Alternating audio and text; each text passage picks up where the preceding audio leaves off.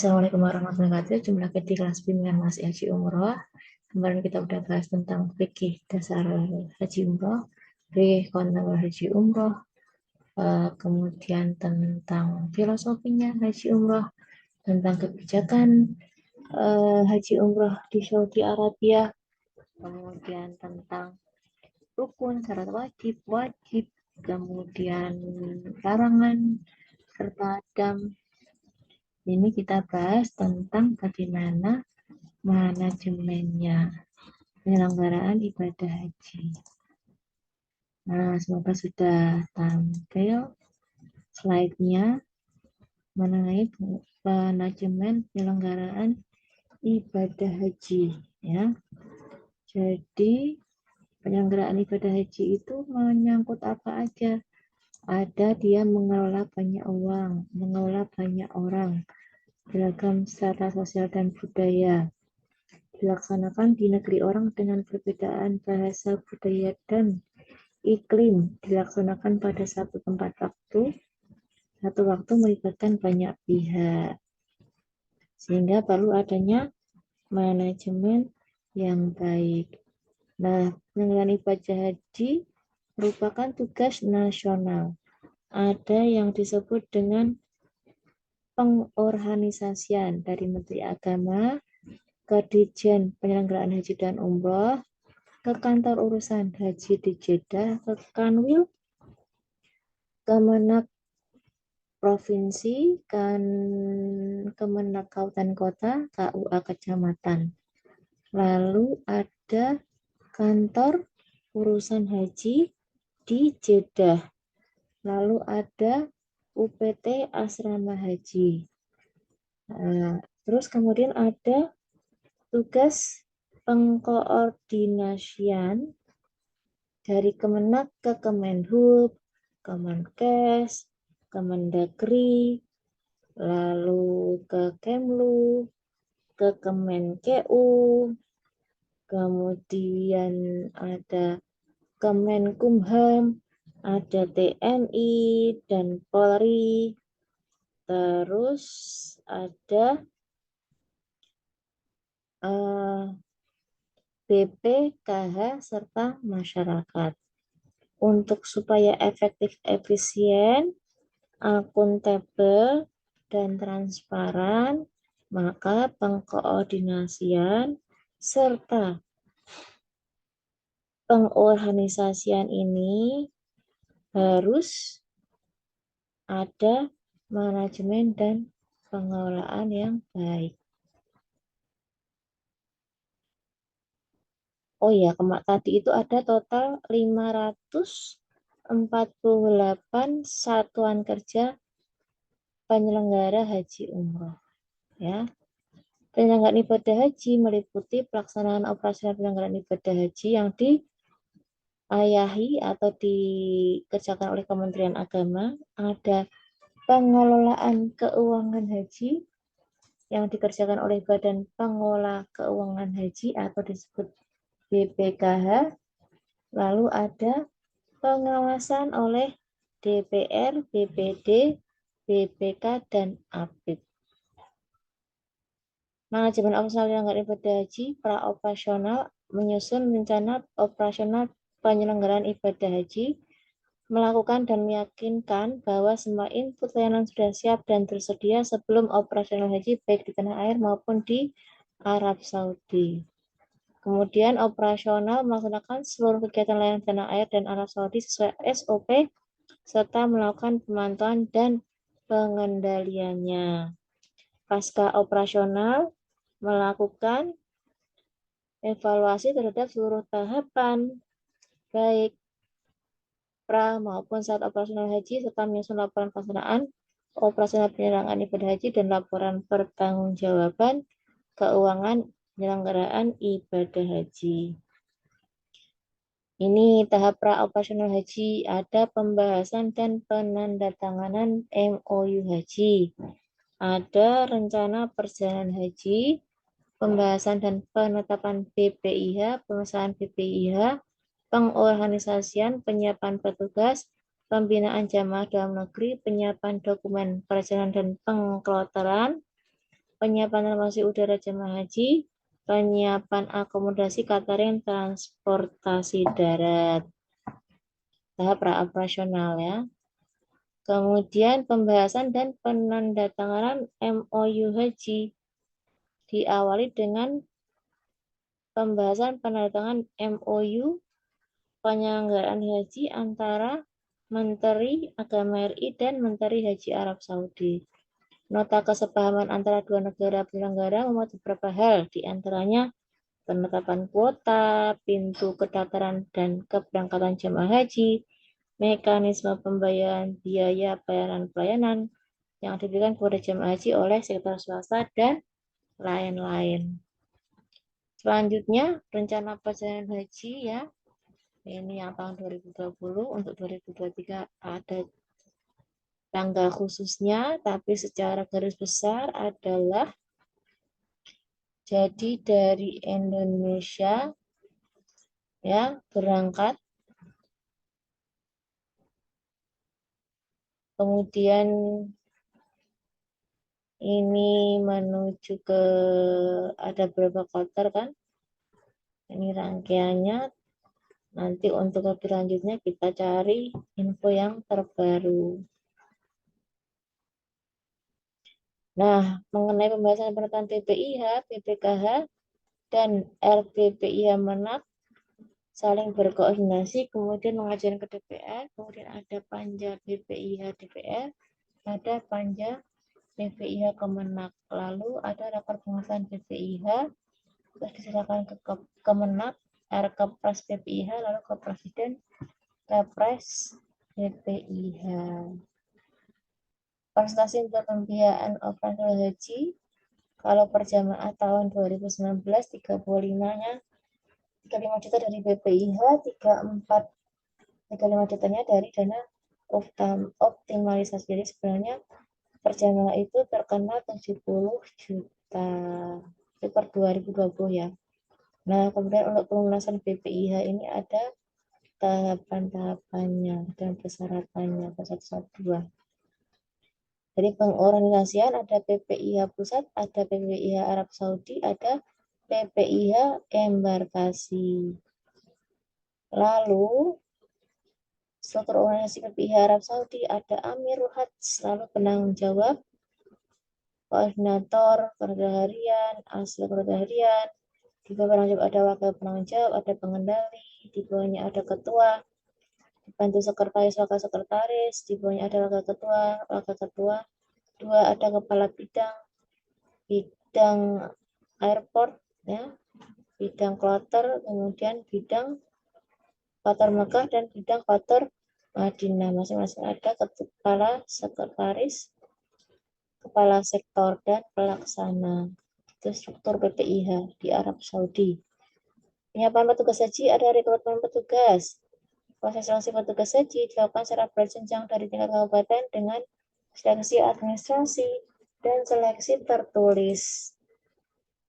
Pengecualian untuk petugas kesehatan seleksi diadakan oleh Kemenkes. Hasil seleksi di tingkat kabupaten dikirim ke tingkat provinsi untuk mengikuti seleksi akhir yang meliputi seleksi online berbasis chat, komputer, asisten tes, tulis, wawancara, dan seleksi praktek. Hasil seleksi diusulkan ke Dirjen untuk ditetapkan. Seleksi online berbasis chat berfungsi sebagai pengganti seleksi tulis pada tahun sebelumnya. Kemudian ada pembekalan petugas. Salah satu rangkaian proses seleksi dalam rangka membentuk petugas yang mempunyai komitmen, kompetensi dalam melaksanakan tugas. Peserta pembekalan adalah calon petugas haji dari Kemenak, Kemenkes, instansi terkait, seperti TNI, Polri, dan lainnya. Materi pembekalan terkait kebijakan meliputi kebijakan umum haji, teknis pelayanan haji, pelayanan kesehatan haji, dan building commitment service. Sementara itu, teknis bidang tugas meliputi akomodasi, konsumsi, transportasi, imbat, dan kesehatan. Selain materi kebijakan dan teknis bidang, pembekalan juga dilakukan di posko untuk simulasi. Pemberangkatan tugas dan kloter dari 2 gelombang. Pertama, petugas Dakar Bandara dan Madinah, sedangkan gelombang kedua petugas Dakar Makkah. Pemberangkatan tugas kloter mengikuti jadwal keberangkatan masing-masing kloter jamaah haji. layanan bimbingan ibadah haji di tingkat kecamatan 6-8 kali. Di kantor urusan agama atau KUA. Di tingkat kabupaten 2 kali di Kemenak Kabupaten Kota. Setiap kloter ada satu petugas pembimbing ibadah atau TPIH.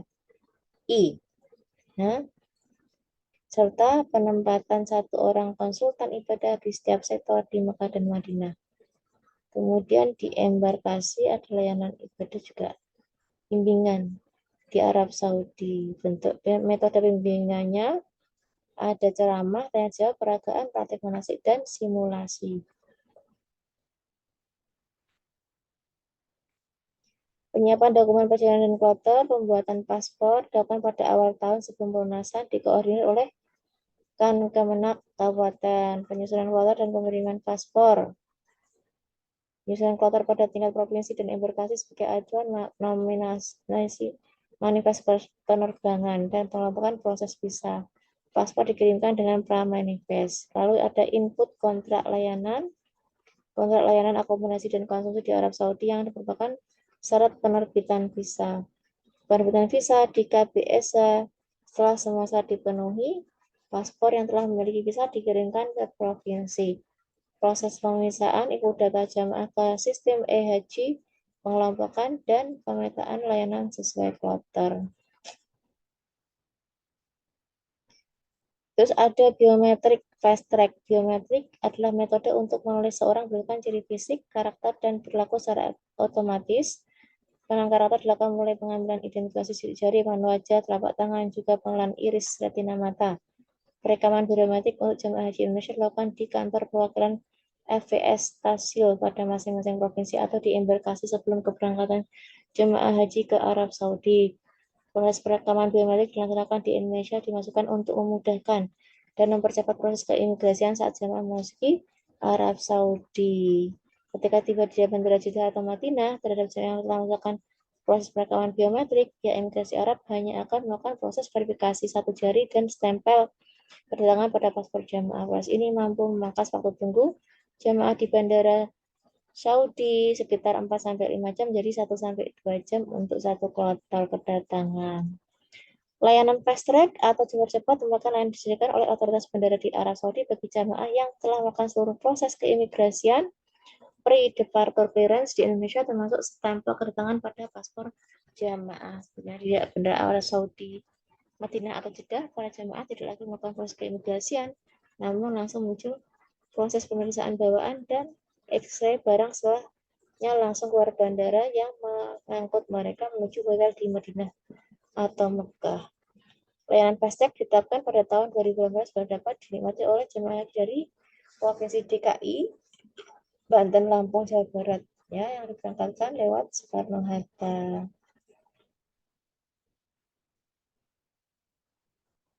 Selanjutnya, penyiapan transportasi udara jemaah haji ada maskapai penerbangan dan embarkasi. Dalam melakukan kebijakan transportasi, Kementerian Agama menyusun spesifikasi angkutan jemaah haji dan melakukan evaluasi dengan melibatkan unsur Kementerian Perhubungan. Pengadaan jasa transportasi terbuka, lelang terbuka, adapun pengangkutan udara jemaah menggunakan sistem charter. Ini pakai Garuda Indonesia dan Saudi Airlines. Nah, mengenai penyiapan akomodasi catering dan transportasi darat, ada kontrak layanan di Arab Saudi, ya, tim penyediaan akomodasi bertugas akan mengusulkan penyediaan akomodasi, catering, transportasi, pengadaan akomodasi di Arab, mempertimbangkan aksesibilitas transportasi, jarak, akses hotel, biaya, dan kualitas hotel. Ini tahap operasional haji, ada pelayanan di embarkasi, pelayanan kedatangan kepulangan, pelayanan akomodasi, pelayanan catering, transportasi darat, armusna, pelayanan kesehatan, dan perlindungan jamaah. Kegiatan di embarkasi ada pelayanan bimbingan, ibadah, akomodasi, konsumsi, transportasi, lalu ada koper penyimpanan koper, ada pembagian gelang, pembagian living cost, layanan kesehatan, pembagian dokumen dan cek biometrik, ada proses bea cukai dan keimigrasian, dan pemberangkatan ke bandara. Pembinaan di Arab Saudi. Penempatan konsultan ibadah di Dakar Makkah, Dakar Madinah, Dakar Bandara, serta di setiap kantor sektor di Makkah dan Madinah. Konsultan ibadah melaksanakan layanan antara lain membimbing jemaah haji Indonesia yang sakit dan akan diberangkatkan ke Makkah melalui mekanisme evakuasi karena masih dalam perawatan, baik di Kantor Kesehatan Haji Indonesia (KKHI) maupun Rumah Sakit Arab Saudi di Makkah, di Madinah. Mengingatkan dan memastikan jemaah haji Indonesia baik ketika di Bir Ali maupun di Bandara Jeddah mengenai niat umroh dan menjaga dari hal yang dilarang saat berihram. Memberikan bimbingan seputar pelaksanaan ibadah arba'in di Masjid Nabawi, serta para konsultan juga berkisah tentang sejarah perkembangan umat Islam di Madinah. Melakukan kegiatan visitasi untuk memberi bimbingan ibadah kepada para jemaah mengenai ibadah umrah dan haji, serta pendalaman setiap maksud dan tujuan yang terkandung dalam rangkaian ibadah dari tawaf sa'i hingga fase Arafah Musdalifah Mina, termasuk memberikan pemahaman tentang makna dan rahasia kemakburan. Melakukan bimbingan ibadah jamaah yang akan mengikuti safari wukuf serta seleksi petugas badal haji. Nah, ini ada pelayanan kedatangan kepulangan, kloter pulang tiba, ya, ada jamaah, petugas, jamaah wafat, dan lain-lain. Akomodasi di Mekah mengacu pada standar kualitas, wilayah, jarak, administrasi, dan harga, serta memiliki kemudahan akses transportasi selawat dan distribusi catering. Ada Jarwal, Raudhah, Syishah, Mahbasjin, Aziziyah, Rebas, dan Misfalah. Penempatan jamaah di Mekah masuk dalam kuota tambahan tetap mengacu pada sistem zonasi di Mekah, di mana penempatan jamaah dikelompokkan zonasi berdasarkan embarkasi. Ada 7 zona, yaitu Raudhah untuk embarkasi Palembang dan Jakarta Pondok Gede, Syishah embarkasi Aceh, Medan, Batam, Padang, Makassar, Mahbasjin untuk embarkasi Surabaya, Aziziyah untuk embarkasi Lombok, Rebaks embarkasi Banjarmasin, Misfalah embarkasi Jakarta Bekasi, Jarwal untuk embarkasi Solo.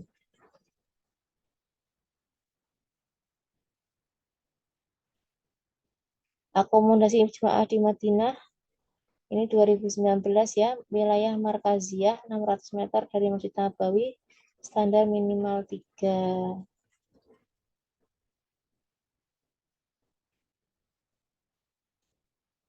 Akomodasi jemaah di Armina, penempatan Armina, mapping penempatan jemaah haji dilakukan oleh Kementerian Agama, AC di Arafah. Ini seluruh tenda harus ada AC-nya. Peningkatan fase Armina, penomoran dan penempatan tenda di Armina dilayani oleh 73 maktab. Setiap tenda maktab disediakan karpet dan dilengkapi penerangan LED. Setiap maktab ada AC, ada genset, penambahan uriner dari 5 menjadi 8 per unit atau per maktab. Ini beberapa gambar tentang layanan konsumsi ya. Di Madinah ada 18 kali konsumsi snack sarapan, paket kelengkapan konsumsi. Di Mekah 40 kali paket kelengkapan konsumsi. Di Jeddah 1 kali masa kedatangan di bis kementerian Jeddah, 1 kali masa kepulangan di plaza bandara ketika jemaah tiba. Di Armina 15 kali makan, 1 kali paket snack Musdalifah. Ada paket kelengkapan konsumsi dan minum selamat datang di Arafah. Ini layanan transportasi antar kota, transportasi selawat, dan transportasi masyair. Nih, ada bandara ke Madinah. Nah, waktunya ada Madinah ke Mekah, ada Jeddah Mekah, Mekah Jeddah, Mekah Madinah, Madinah bandara. Ini transportasi selawat, masa operasional 4 hari. Dia 24 jam. Ada rute-rutenya ya. Rute 4 itu Jamarat Mahbas Jin Bab Ali. Kemarin juga udah kita sampaikan. Kemudian ada transportasi masyair, maka Arafah di tanggal 8 Dzulhijjah ada 21 bus. Arafah Musdalifah ada 79 bus. Musdalifah ke Mina ada 5 bus. Dari Mina ke Makkah ada 21 bus. Sesuai dengan tanggal-tanggalnya. Nah, ini layanan Ar-Musna, Arafah, Musdalifah, dan Mina. Ya. Yang pertama di Mekah menuju Arafah mulai jam 7 sampai 20.50 ada 21 bis. Lalu di Arafah ada tenda dengan AC dan lampu LED, genset, nomor tenda, informasi kloter kapasitas. 8 Dzulhijjah makan siang makan malam dan 7 makan pagi siang malam. Kemudian ke Arafah. Di Arafah itu ada 11 sektor ad hoc, 4 pengawas maktab pos kesehatan. Dari Arafah ke Musdalifah mulai jam 18 sampai jam 2 pagi. Ada 7 sampai 9 bus per maktab. Kemudian di Musdalifah ada paket snack diberikan saat di Arafah. Dari Musdalifah ke Mina berangkat tanggal mulai jam 23 sampai 8.23 ada 5 bis per maktab. Di Mina ada 11 sektor ad hoc, 11 pos stasioner, 4 pengawas maktab pos kesehatan Mina. Di Mina ada makan pagi siang malam tanggal 10 sampai 13 Dzulhijjah. Di Mina ada 8 urinair per maktab. Kemudian dari Mina ke Mekah mulai jam 7 pagi sampai jam 19 sore ada 21 bis per maktab. Ya, kemudian ada nafar awal itu sekitar 57%, nafar sani 43%. Kemudian di Tarwiyah itu ada 15.000 jamaah. Konsumsi muasasah dan 13 muta'ahidin.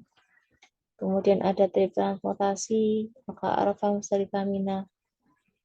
Ada safari wukuf untuk beberapa jamaah dan badal haji. Ini tentang kegiatan haji tahun sebelumnya. Penyelenggaraan ibadah haji ada pembinaan, perlayanan, perlindungan. Pembinaan itu diselenggarakan secara terpadu, terencana, terstruktur, terukur melalui serangkaian kegiatan promotif dan preventif dimulai saat jemaah haji mendaftar sampai kembali ke Indonesia. Kalau pelayanan kesehatan haji adalah upaya kesehatan dalam bentuk kuratif dan rehabilitatif dilakukan pada jemaah haji pada seluruh tahapan dan penyelenggaraan haji. Perlindungan kesehatan haji upaya untuk cepat tanggap dan perlindungan spesifik untuk melindungi keselamatan jemaah haji pada seluruh tahapan penyelenggaraan ibadah haji. Tentang kesehatan ya itu ya. Nah, penyelenggaraan kesehatan haji di Indonesia dilakukan oleh tenaga kesehatan, puskesmas, klinik, rumah sakit, dinkes yang dilakukan oleh kabupaten. Di perjalanan dilaksanakan oleh tim kesehatan haji Indonesia atau TKHI dan PPIH Arab Saudi dan PPIH embarkasi. Di Saudi dilaksanakan oleh TKHI, PPIH, dan tenaga pendukung kesehatan. Penyelenggaraan kesehatan haji di Indonesia ada tim penyelenggara kesehatan haji di kota, pemeriksaan kesehatan 1, resiko kesehatan, risiko tinggi dan non-risiko tinggi. Lalu ada pembinaan masa tunggu, tim penyelenggara kesehatan haji kabupaten kota, pemeriksaan kesehatan 2, penentuan istiqoah memenuhi syarat dengan pendampingan, tidak memenuhi syarat untuk sementara dan tidak memenuhi syarat. Lalu pembinaan masa keberangkatan di PPIH embarkasi bidang kesehatan, ada pemeriksaan kesehatan ketiga, status layak terbang dan tidak layak terbang. Penyelenggaraan kesehatan haji di Arab Saudi, di perjalanan ada TKHI, dokter dan perawat. Di Saudi Arabia, Jeddah, Makkah, Madinah, dan Al-Aminah, ada PPIH Arab Saudi bidang kesehatan, TPP, TGC, dan TKR. Di kepulangan ada PPIH embarkasi bidang kesehatan, pemantauan pasca kepulangan ada petugas kesehatan di puskesmas dan dinas kesehatan. Perlindungan jamaah haji, tim perlindungan merupakan tim yang punya tugas untuk pengamanan dan perlindungan jamaah, terdiri dari personel TNI Polri, 77 personel. Petugasan pengamatan terkait dengan pengamanan hotel, jamaah terpisah dari rombongan, kehilangan, penyelesaian kasus kriminal, kecelakaan. Dalam masa puncak Armina, tim ini menjadi bagian dari Mobile Crisis Rescue. Pembentukan PSJH untuk mendukung penyediaan tambahan kesehatan yang ditugaskan di lapangan direkrut 34 orang personel P3JH yang berasal dari RS Haji UIN yang memiliki produk kesehatan, RS TNI Polri. Tim ini disiapkan untuk mengisi kekurangan tenaga medis di lapangan pada masa puncak Armina dan menjadi bagian dari MCR atau Mobile Crisis Rescue. Pembentukan Mobile Crisis Rescue, tim penanganan dan evakuasi jamaah sakit, mengarahkan jamaah yang terpisah dari rombongan dan pengamanan jamaah di sepanjang jalur Jamarot. Terjadi gabungan 5 unit, yaitu unit perlindungan jamaah atau Linjam, TNI Polri, tim gerak cepat TGC Kemenkes, lagu pertolongan pertama pada jamaah haji P3JH, Kemenak, perwakilan media center haji, dan perwakilan konsulan ibadah. Tim ini fokus bekerja selama masa Armina. Pada masa normal, sebagai unit bertugas di sektor khusus. Tadi perlindungan jamaah haji. Nah, perlindungan juga ini ada proses klaim asuransi bagi jemaah haji yang wafat, ya. Daftar jemaah haji yang wafat yang pertama, step 2-nya ada JPHU. Kemudian ada step 3-nya asuran, step 4 rekening ahli waris jemaah haji. Besar nilai manfaat yang diterima jemaah haji 18 juta. Nilai besar pertanggungan bagi jemaah haji 37 juta. Besar premi per jemaah 19.900-nya ini perlindungan jamaah haji dengan asuransi. Nah, ini perlindungan haji reguler. Ada Undang-Undang Nomor 8 Tahun 2019. Pasal 41, Menteri bertanggung jawab memberikan perlindungan kepada jemaah haji dan petugas haji sebelum, selama, dan setelah jemaah haji dan petugas haji melaksanakan ibadah. Perlindungan kepada jemaah haji dan petugas haji sebagian maksud terdiri atas perlindungan warga negara Indonesia di luar negeri, hukum, keamanan, dan jiwa, kecelakaan, dan kesehatan. Dalam memberikan perlindungan kepada jemaah haji dan petugas haji seperti yang dimaksud ayat 1, Menteri berkoordinasi dengan kementerian dan lembaga terkait. Yang dimaksud dengan perlindungan warga negara Indonesia di luar negeri adalah pendampingan dan penyelesaian dokumen perjalanan apabila jemaah haji menghadapi permasalahan dalam pelaksanaan perjalanan ibadah haji. Yang dimaksud dengan perlindungan hukum adalah jaminan kepastian keberangkatan dan kepulangan jemaah haji serta petugas serta pelayanan bantuan hukum.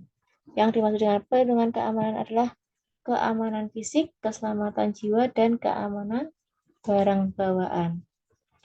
Di pasal 2, Undang-Undang Nomor 8 Tahun 2019, Perlindungan Jiwa, Kecelakaan, dan Kesehatan sebagaimana dimaksud dalam pasal 41 ayat 2 huruf D diberikan dalam bentuk asuransi. Ya, tadi itu perlindungan jiwa, kecelakaan, kesehatan. Besaran pertanggungan sebagaimana dimaksud pada ayat 1 paling sedikit sebesar BPIH. Masa pertanggungan asuransi dimulai sejak jemaah haji masuk asrama haji embarkasi atau embarkasi antara untuk pemberangkatan sampai keluar asrama haji di lokasi atau di lokasi antara untuk kepulangan. Ketentuan lebih lanjut mengenai penyediaan asuransi kepada jemaah haji diatur dalam peraturan menteri.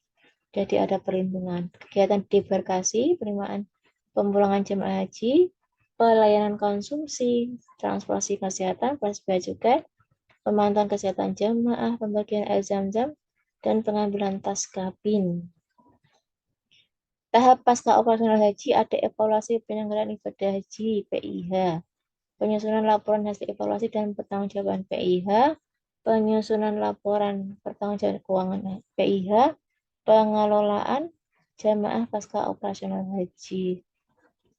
Nih, UU tadi 8 2019 pasal Part 3, Menteri melakukan evaluasi terhadap penyelenggaraan ibadah haji. Menteri menyampaikan laporan hasil evaluasi dan pertanggungjawaban kepada Presiden dan DPR RI selama 60 hari terhitung setelah penyelenggaraan ibadah haji terakhir. Pasal 51, Menteri menyampaikan laporan pertanggungjawaban keuangan penyelenggaraan ibadah haji kepada Presiden dan DPR paling lama 60 hari terhitung sejak selesainya penyelenggaraan ibadah haji.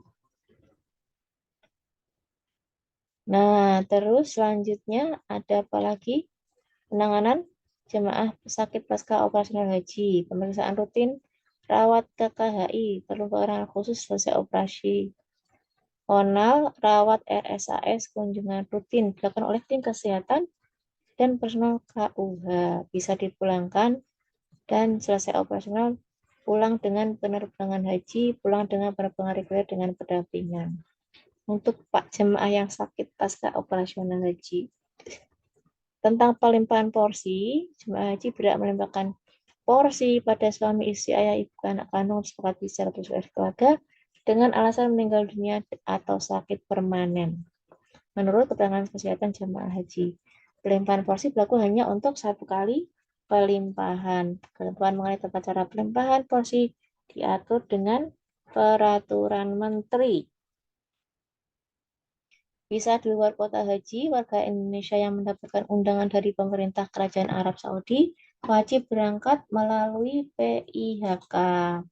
PIHK yang berwajib ke negara Indonesia yang mendapat undangan visa haji dari pemerintah Kerajaan Arab Saudi berupa visa haji mujamalah wajib melapor pada menteri. Warga negara Indonesia mendapatkan undangan dari pemerintah Kerajaan Arab Saudi didata dalam Siskohat.